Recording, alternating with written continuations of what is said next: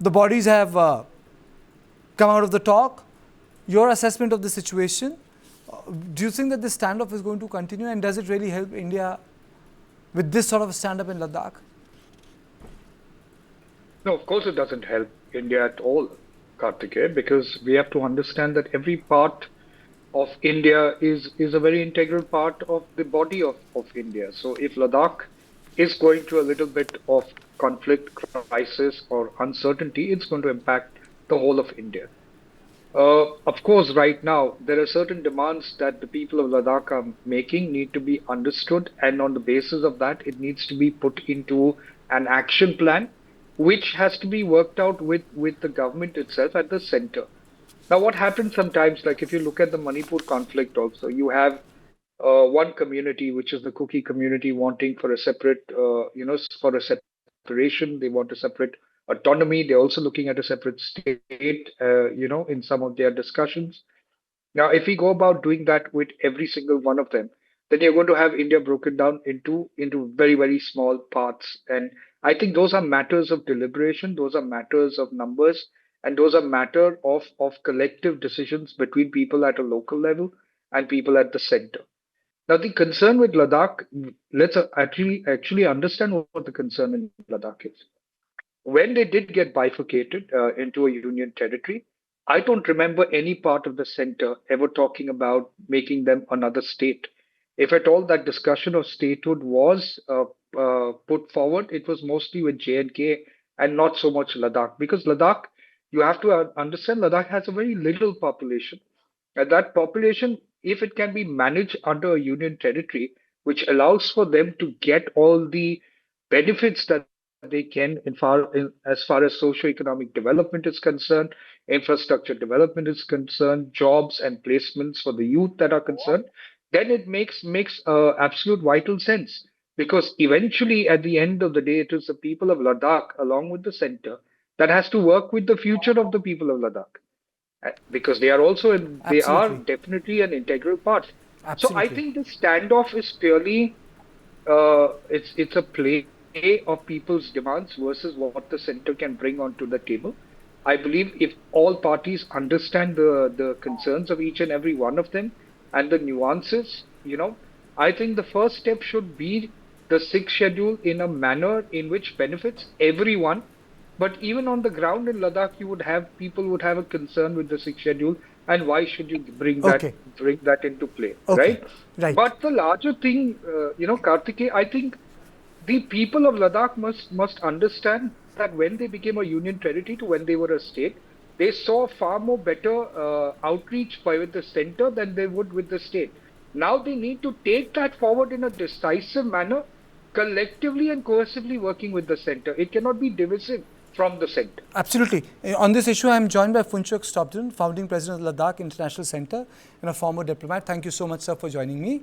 And I'm also joined by Nasir Khurami, national convener, Jammu and Kashmir Ladakh Student Association. Nasir, am I audible?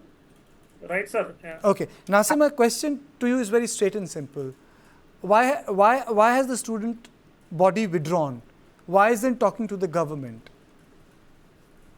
See, as you know, sir, that this standoff between Ladakh and center has been going on from past 6 years, since abrogation of Article 370, when state was Jammu Kashmir was bifurcated and it was divided into two union territories, one in Jammu Kashmir and another in Ladakh.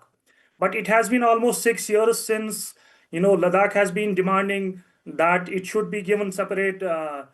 Yes, it should be given status of statehood. Apart from that, there are multiple other demands which include sixth schedule, state these job rights, land rights, and apart from that, Ladakh has been demanding, people of Ladakh, especially student fraternity, has been demanding that Ladakh के लिए जो है एक separate जो है PSC हो, जिस तरह जम्मू कश्मीर में हमारा अलग तरीके का एक पब्लिक सर्विस कमीशन होता है।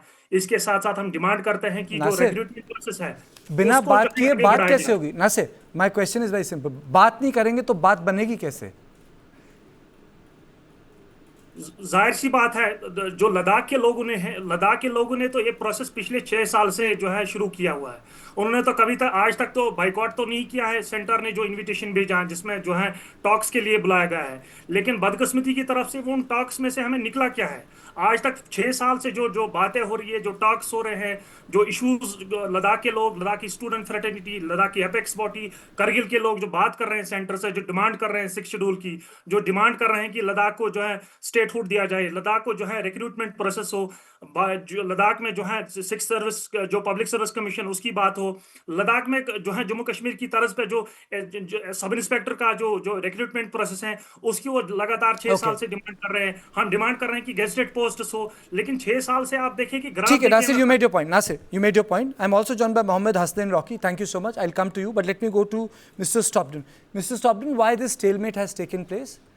One, and can this stalemate be resolved, sir? I think the whole issue has been misrepresented. The people of Ladakh does not have a political issue.